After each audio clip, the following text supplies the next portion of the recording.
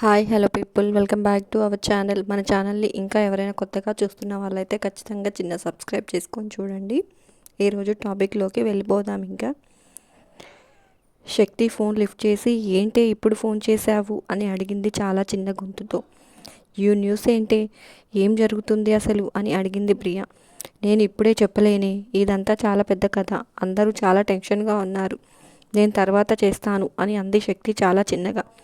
ఏయ్ ఆగవే, నువ్వు అక్కడ ఏం జరుగుతుందో చెప్పకపోతే నాకు పిచ్చి పట్టేలా ఉంది అని అంది ప్రియ. ప్రస్తుతానికి ఏం టెన్షన్ లేదే, అందరూ సేఫ్గానే ఉన్నారు, నువ్వు ఎక్కువ ఆలోచించకు అని అంది శక్తి. ఆలోచించకుండా ఎలా ఉంటామే, ఇంత సీరియస్గా ఉంటే డాడీ బయలుదేరబోతున్నారు, అదే చెప్పటానికి ఫోన్ చేశాను అని అంది ప్రియ. అవునా, ఇప్పుడు బాబాయ్ పని అంతా ఆపుకొని రావడం ఎందుకే, ఇక్కడ అందరూ ఉన్నారుగా, చూసుకుంటున్నారుగా అని అంది శక్తి కంగారుగా. ఏమో తెలీదే, ఆ విరాట్కి ఏమన్నా అయితే బావ చాలా క్రిటికల్ పొజిషన్లోకి వెళ్తాడు అని డాడీ చాలా కంగారు పడుతున్నారు.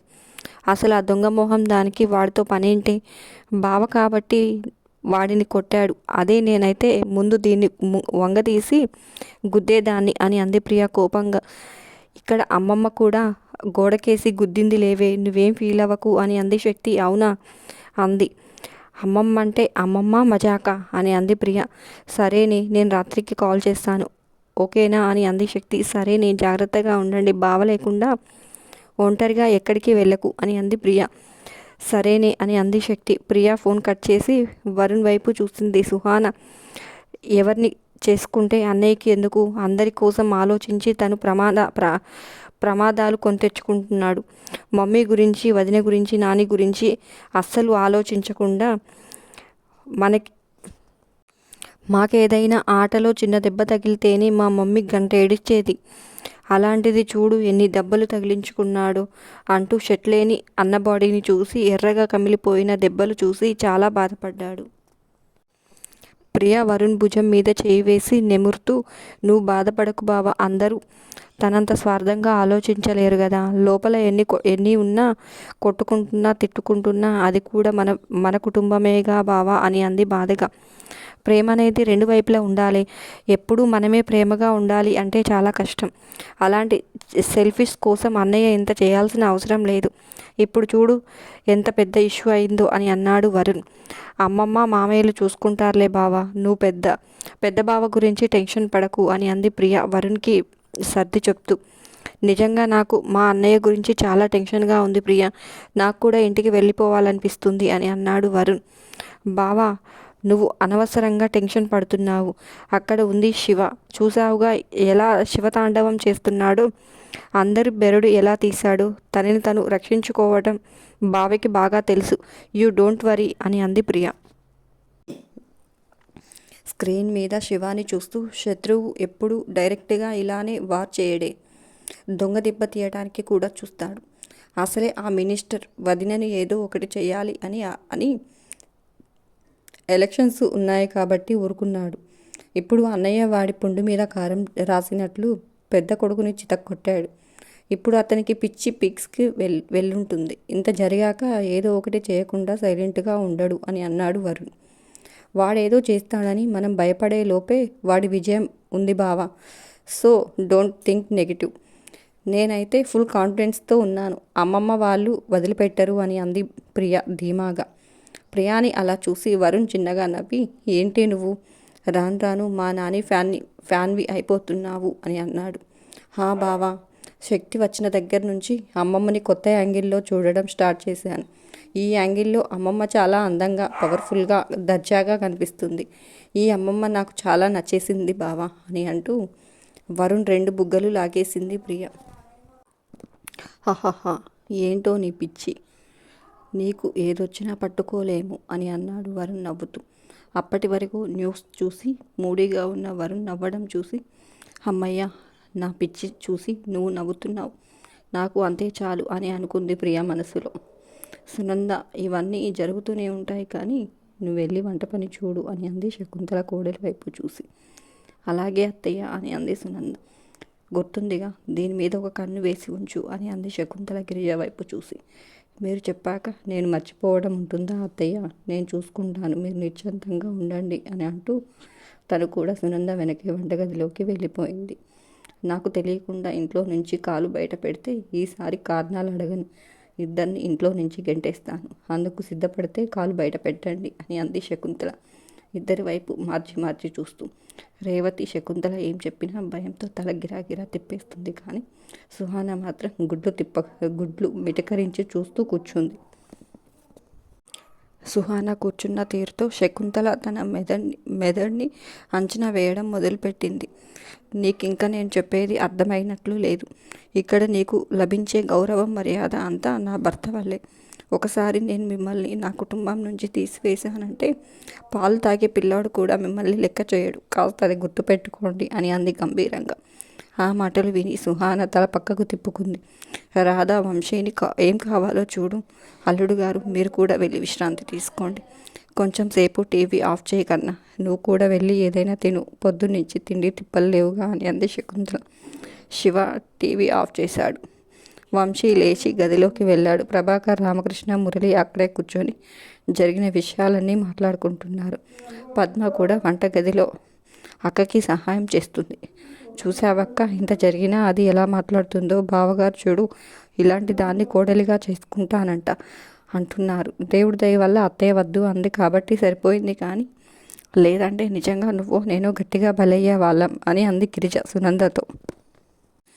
నీకేం చెబుతును గిరిజ, నా పరిస్థితి నువ్వు పైకి చెప్తున్నావు, నేను చెప్పలేదు అంతే మీ బావగారు అలా అనగానే నాకు కూడా ఒక నిమిషం గుండె ఆగిపోయింది తెలుసా అని అంది సునంద వంట పనులు మొదలు పెడుతూనే.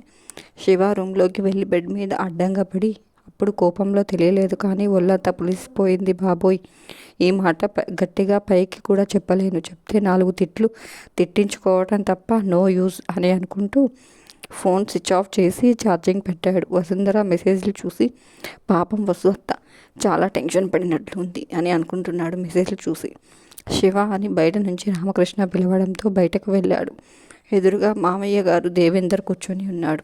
శక్తి వాళ్ళ నాన్నకి మంచినీళ్ళు ఇచ్చింది. ఆయన అల్లుని చూసి, ఏంటి బాబు ఇదంతా, వెనక ముందు చూసుకోకుండా ఒక్కడివే వెళ్ళావు. కీడించి మేలించమని పెద్దవాళ్ళు చెప్పారు, గుర్తుందా? ఏదన్నా చేసే ముందు 1-10 సార్లు ఆలోచించి చెయ్యి బాబు. కావాలని చేసుకున్నావు. ఒకసారి శక్తి గురించి కూడా ఆలోచించు బాబు అన్నాడు దేవేందర్ బాధగా. సారీ మావయ్య, నేను కూడా అలా జరుగుతుంది అని అనుకోలేదు. మీరు భయపడకండి, నేను ఇంకా జాగ్రత్తగా ఉంటాను అన్నాడు శివ. దేవేందర్ కూతురు వైపు చూశాడు. నువ్వు కూడా కాలేజీకి వెళ్ళకమ్మా, వీలేంటో మీ వెనకే పడ్డారు అని అన్నాడు భయపడుతూ. మీరు భయపడకండి నాన్న, మీ అల్లుడు గారు చూసుకుంటాలే అని. నాకేం భయం లేదు, నేను బాగున్నాను అని అంది శక్తి ధైర్యంగా శివ పక్కన నిలబడి. అది చూసిన శివ సంతోషంగా తన భార్యకి తన మీద ఉన్న నమ్మకాన్ని గర్వంగా శక్తి చేతిలో తన చేతిని తీసుకొని గట్టిగా పట్టుకున్నాడు. అది చూసిన శకుంతల ఉయ్యాల బల్ల మీద ఊగుతూ, నువ్వేమి దిగులు పడకు దేవేందర్, మాకన్నా మీద భరోసా ఉంచు చాలు అని అంది. భరోసా ఉంది అత్తయ్య గారు, కానీ తండ్రిని కదా, కొద్దిగా భయం కూడా ఉంది. ఈ విషయం తెలిసిన దగ్గర నుంచి హేమ మంచినీళ్ళు కూడా తాగలేదు. ఇప్పుడు నాతో ఇక్కడికి వస్తాను అని పట్టుబట్టింది. నేనే ఈసారి తీసుకువెళ్తాను అని చెప్పాను. ఒక్కరినే వచ్చాను అని చెప్పాడు దేవేందర్. బావగారు, మీ భయం మాకు అర్థమైంది. పిల్లని ఇచ్చిన తర్వాత అల్లుడి క్షేమం గురించి కూడా మీకు ముఖ్యం కంగారు కూడా ఉంటుంది. మేమంతా ఉన్నాం కదా, మీరు ధైర్యంగా ఉండండి అన్నాడు రామకృష్ణ. సునంద పిలవడంతో శక్తి కిచెన్లోకి వెళ్ళి అందరికీ కాఫీలు తీసుకువచ్చింది. కాఫీ తాగి శివకి జాగ్రత్తలు చెప్పి దేవేందర్ వెళ్ళిపోయాడు. వంట పూర్తి కావడంతో అందరూ భోజనాలు చేశారు. గదిలోకి వెళ్ళిన తర్వాత శివ వసుంధరకి ఫోన్ చేశాడు. అప్పటికే హర్షవర్ధన్ ఇంటికి రావడంతో వసుంధర ఫోన్ స్విచ్ ఆఫ్ చేసింది. హర్షవర్ధన్ కోపంగా వసుంధర వైపు చూస్తూ, మా కళ్ళు కప్పి ఇన్ని నాటకాలు ఆడావే, వాళ్ళకి మాకు సంబంధం లేదని తెలిసి కూడా వాడిని నీ మేనల్లుడు అని చెప్పి ఇంట్లోకి తీసుకువచ్చి పెడతావా? ఎంత ధైర్యమే నీకు అని అంటూ కొట్టడానికి చెయ్యెత్తాడు. దెబ్బ పడిపోయింది అనుకుని వసుంధర భయంతో కళ్ళు మూసుకుంది. ఇంతలో సీతారామయ్య హర్షని గట్టిగా అరవడంతో వసుంధర చెంపకి సెంటీమీటర్ తేడాతో హర్ష చెయ్యి ఆగిపోయింది. పెద్దనాన్న వైపు తిరిగి చూశాడు.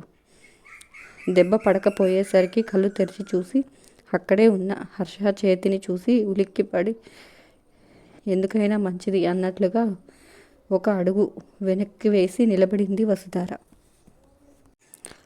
ఆడవాళ్ళ మీద చెయ్యి వేసుకునే సంస్కారం ఎవరు నేర్పించారు అని అడిగాడు గంభీరంగా. హర్ష చెయ్యి వెనక్కి తీసుకొని మీకు తెలియదు పెద్దనాన్న, ఇది ఎన్ని నాటకాలు ఆడుతుందో, ఇదేం చేసిందో తెలిస్తే కొట్టడం కాదు చంపేయమంటారు అన్నాడు హర్షవర్ధన్.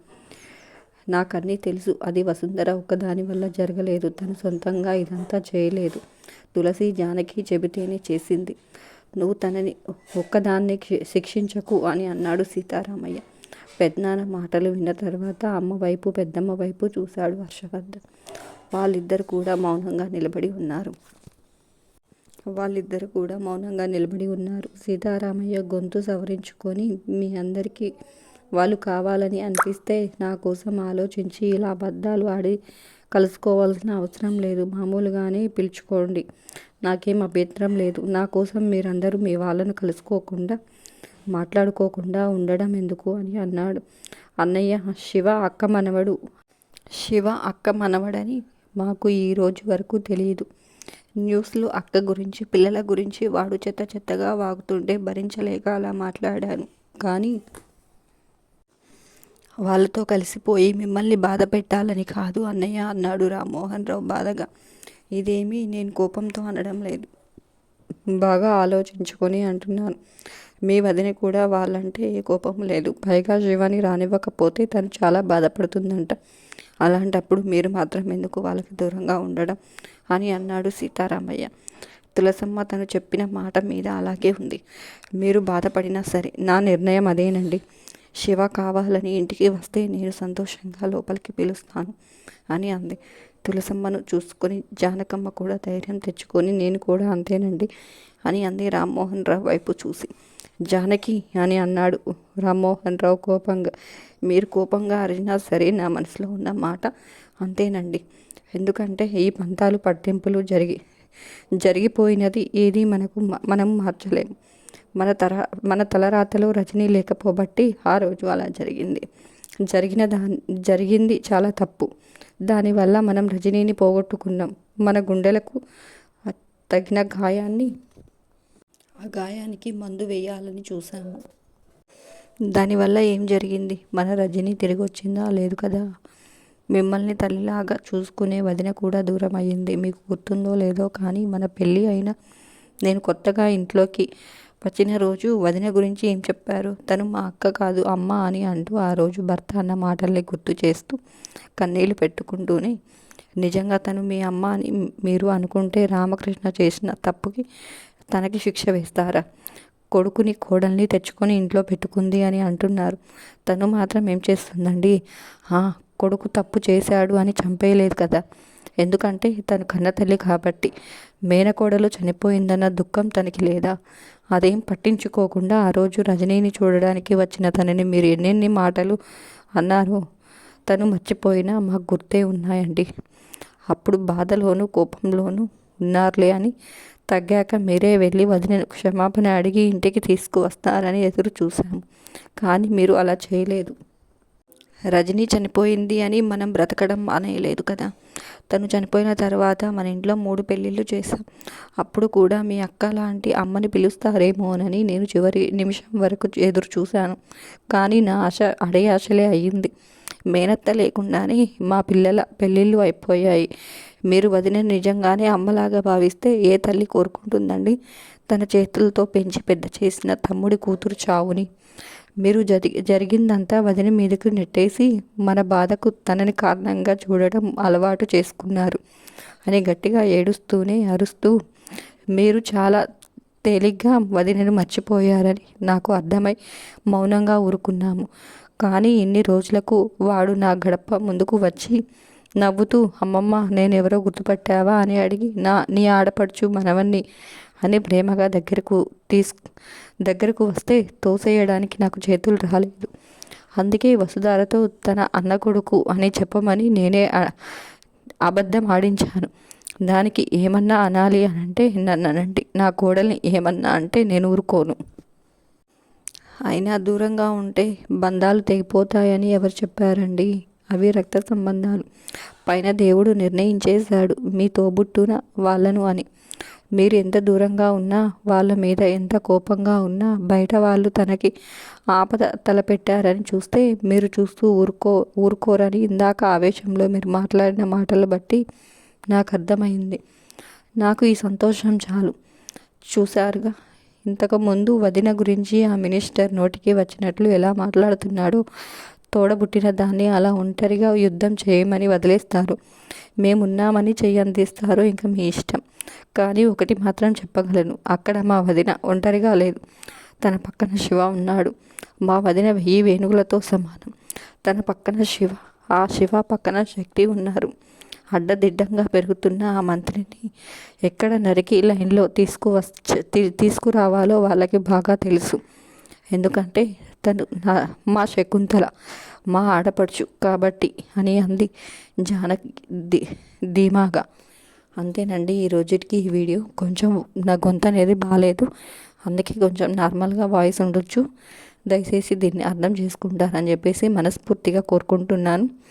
వెళ్తూ వెళ్తూ చిన్న సబ్స్క్రైబ్ మాత్రం చేయడం మాత్రం మర్చిపోకండి. మరొక మంచి టాపిక్తో మళ్ళీ మీ ముందుకు వస్తాను. అంతవరకు ఉంటాను. Bye bye.